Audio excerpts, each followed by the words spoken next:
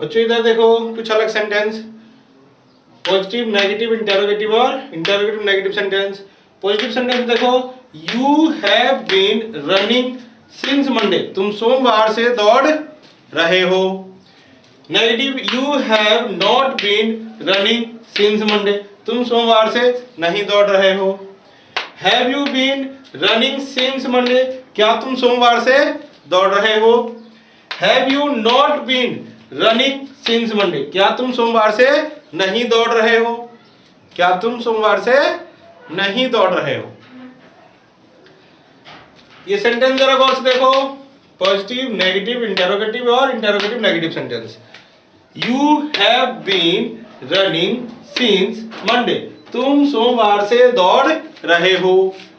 फिर negative, you have not been running since Monday, तुम सोमवार से नहीं दौड़ रहे हो। Have you been running since Monday, क्या तुम सोमवार से दौड़ रहे हो।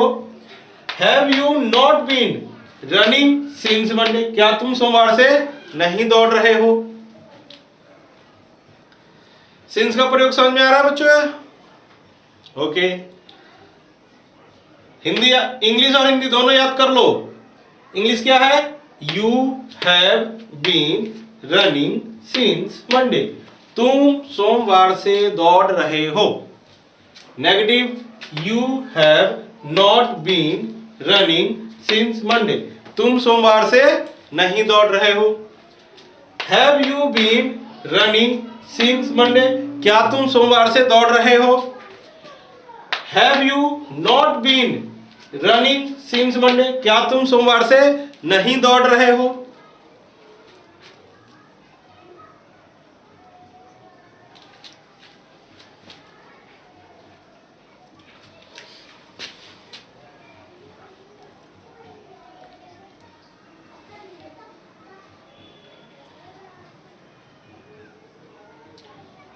इधर ध्यान दो, you have been running since Monday, तुम सोमवार से दौड़ रहे हो।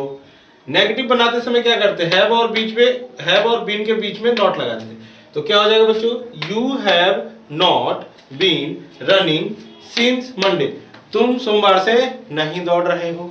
फिर interrogative sentence, have you been running since Monday, क्या तुम सोमवार से दौड़ रहे हो। Have you not been running since Monday, क्या तुम सोमवार से नहीं दौड़ रहे हो।